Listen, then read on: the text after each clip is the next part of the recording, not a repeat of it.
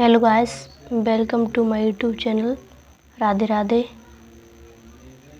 तो आज हम पढ़ाएंगे आपको सच्चिदानंद हीरानंद बादशाह नेगी की टॉपिक मैंने आहुति बनकर देखा। मैं कब कहता हूँ जग मेरी दुर्धर गति के अनुकूल बने। मैं कब कहता हूँ जीवन मरुनंदन कानन का फूल बने।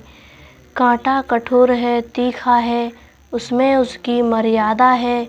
मैं कब कहता हूँ वह घटकर प्रांतर का ओछा फूल बने। मैं कब कहता हूँ मुझे युद्ध में कहीं न तीखी चोट मिले। मैं कब कहता हूँ प्यार करूँ तो मुझे प्राप्ति की ओट मिले। मैं कब कहता हूँ विजय करूँ मेरा ऊंचा प्रासाद बने।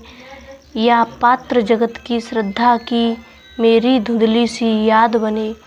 पथ मेरा रहे प्रशस्त सदा क्यों विकल करे यह चाह मुझे। नेतृत्व न मेरा छिन जावे क्यों इसकी हो परवाह मुझे। मैं प्रस्तुत हूँ चाहे मेरी मिट्टी जनपद की धूल बने।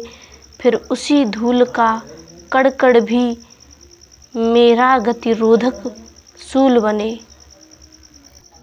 इसका प्रसंग है, कवि जीवन को परिभाषित करते हुए बताता है कि दुख के बीच पीड़ा सहकर अपना मार्ग प्रशस्त करने वाला जीवन भी वास्तविक जीवन है।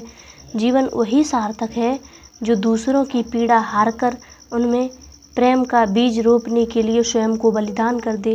प्रस्तुत पंक्तियों में कवि अपने लिए ऐसे ही जीवन की कामना करता है।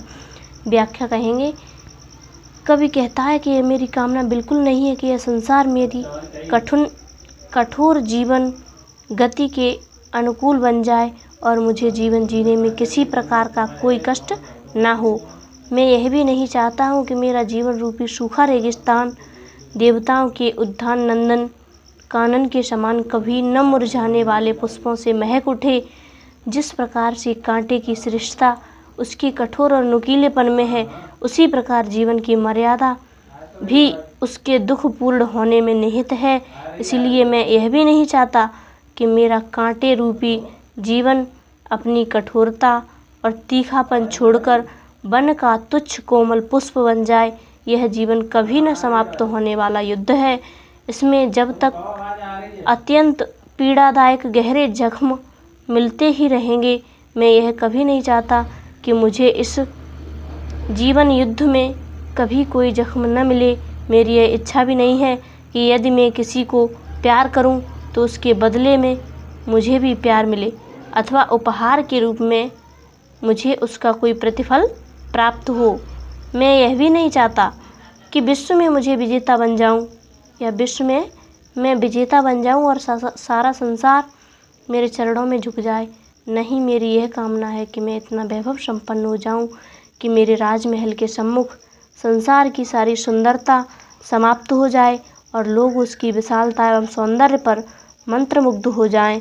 मेरी इच्छा यह भी नहीं है कि मैं कोई ऐसा महान कार्य कर जाऊं कि सारा विश्व श्रद्धा के साथ मेरा पुण्य स्मरण करे। मेरा जीवन मार्ग सदैव श्रेष्ठता और सफलता से परिपूर्ण बना रहे अथवा मैं सदैव सफलता और श्रेष्ठता की प्राप्ति के लिए बेचैन रहूं। मेरी यह इच्छा भी नहीं है मैं अभी तक सबका नेतृत्व करता हुआ जो दुनिया पर राज्य करता आ रहा हूँ, मेरा यह नेतृत्व मुझसे न छिने। मुझे इसकी भी कोई परवाह नहीं है। कवि आगे कहते हैं कि मैं जनपद की धूल बनने के लिए तैयार हूँ। फिर चाहे उस धूल का एक एक कण मेरी जीवन गति का रोड़ा बनकर मुझे भयंकर पीड़ाएं पहुँचाए। अर्थात मेरी इच्छा यह है कि मैं लाखों पीड़ाएं प्राप्त करके भी अपने राज्य देश और मातृभूमि के काम आ सकूं। काव्य सौंदर्य में कवि जीवन को दुखों की वास्तविकता के साथ स्वीकार करने को प्रस्तुत है। भाषा साहित्यिक खड़ी बोली और शैली इनकी प्रतीकात्मक है। अलंकार उपमा अलंकार, रूपक अलंकार, पुनरुक्ति प्रकाश एवं अनुप्रास अलंकार है। रस है इसमें वीर रस, छंद स्वच्छंद, गुण ओज, शब्द शक्ति है, अविधा और लक्षणा। अब है संदर्भ। इसका संदर्भ कैसे लिखेंगे? इसका संदर्भ लिखेंगे, प्रस्तुत पद्यांश आधुनिक काल के प्रसिद्ध प्रयोगवादी कवि सच्चिदानंद हीरानंद बात्सायन द्वारा रचित काव्य पूर्वा से हिंदी की पाठ्य पुस्तक के काव्य भाग में संकलित मैंने आहुति बनकर देखा शीर्षक कविता से उद्धृत है।